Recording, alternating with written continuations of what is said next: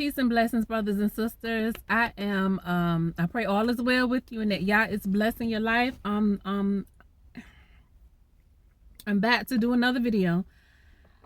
And the reason I'm back is because I want to go deeper into a certain matter pertaining to something that I mentioned in my last video. So in the last video, I mentioned how the emergency shelter where I currently am, the Most High revealed to me why I'm there. One of the reasons why I'm there is because somebody who works here, who I haven't seen in years, many years, like 10 years, worked here, and this person was an enemy to me.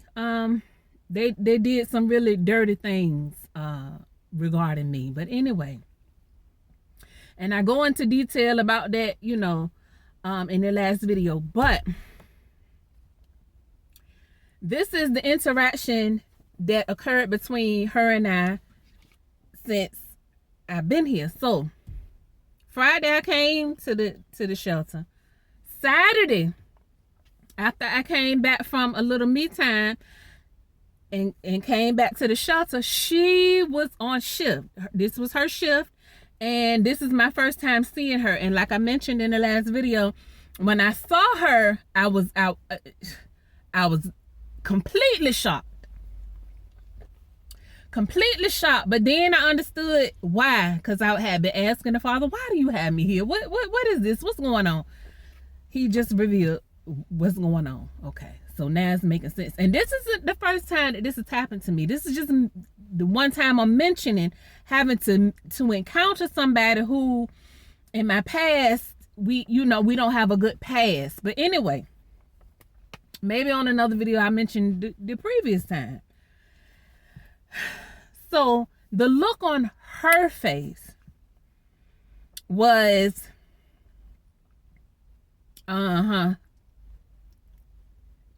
that's what the look was on her face. And I let her have that. Have whatever look you want to have on your face. Okay, no problem. So this is somebody who, like I said, we have history. We were neighbors. Even before we became neighbors, we have history because I went to school with her brother. Her brother is my age. She's younger than us. Anyway, so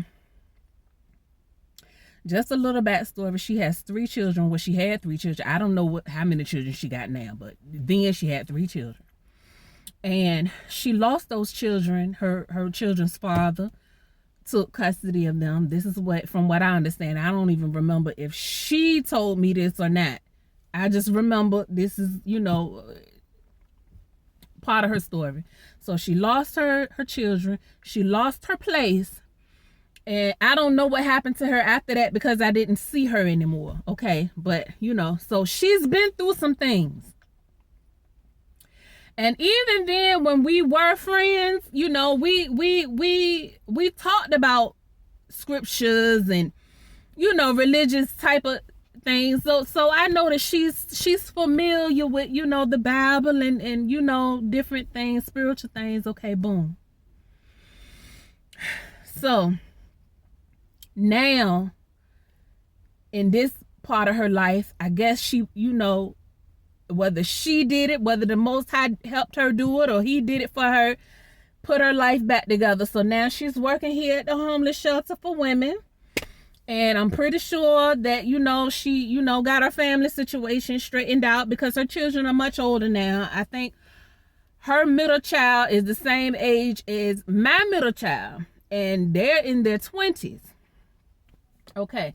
And if I'm not mistaken, her last name has changed. So that means she's married. And she looks to be doing, on the surface, she looks to be doing very well for herself. And for that, I applaud her. Like that's a good thing. I'm not a hater in no way, shape, form, or fashion. But this is the issue. The look she gave me, because see, even then, she had an issue with me because I've always been kind of outspoken and very wise for my age. And when I talk, it's such a force, it's such a power behind it. And some people, depending on their spiritual well-being or lack thereof, they may take offense. And she's one of those that take offense to anybody shining like if she's not strong in that area and she what's the word, and she, I don't know the word, Father help, she it help. So it's almost like you see something and you admire it. That's the word. She admired it about me, but because she didn't see it in herself, then her admiring it in me was almost like she didn't want to admire it in me because it wasn't in her. So anyway, so now she's in this position where she got her life back together. She's a woman of God and this, that, and the third. And anyway, so this particular evening, after I get in there and after I seen her and she calling me Miss, by my last name. They have to call you by your last name. They can't call you by your first name. But anyway, and it was almost as though, she trying to prove that I'm just, almost like comparing herself or competing. That's the spirit I got, and I'm rarely wrong. And so I let her have that. But at the same time, I'm going to my Father inwardly, like, what? Come on. And it's almost like, yeah, this something you got to go through, because I want to see how you gonna act towards her. Is you gonna, and I'm not, but we still gotta walk it out to see. I could say that, but it's another thing to actually have to put one foot in front of the other to see if that's how you gonna carry it. So anyway, I'm sitting to myself and I'm laughing and I almost want to cry because it's some pressure. The things this young lady said about me and the things that she did, so dirty, so wicked. It's like, so now I gotta anyway. So the next thing I know, I got to get up, I got to go outside, and I got to walk off and talk to the Father. Like, I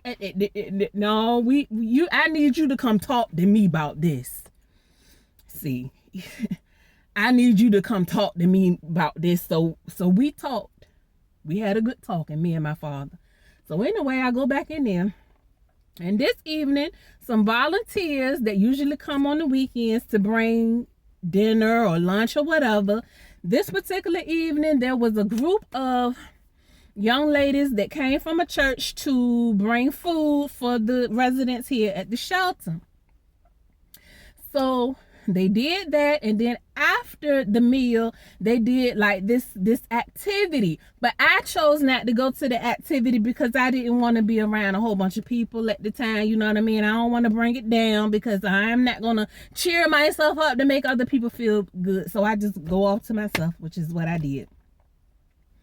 So after the activity, the young ladies came up to the front where, I was sitting, and the residents usually come and sit after dinner.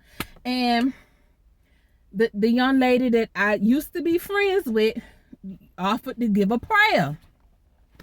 So she asked the people, is there anything you want me to pray for?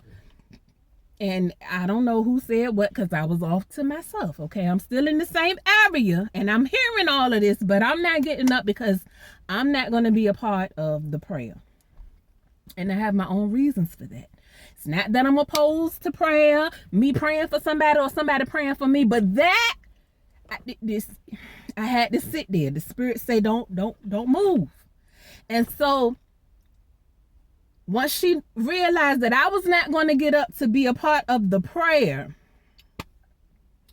she said something to the effect that our hands are clear.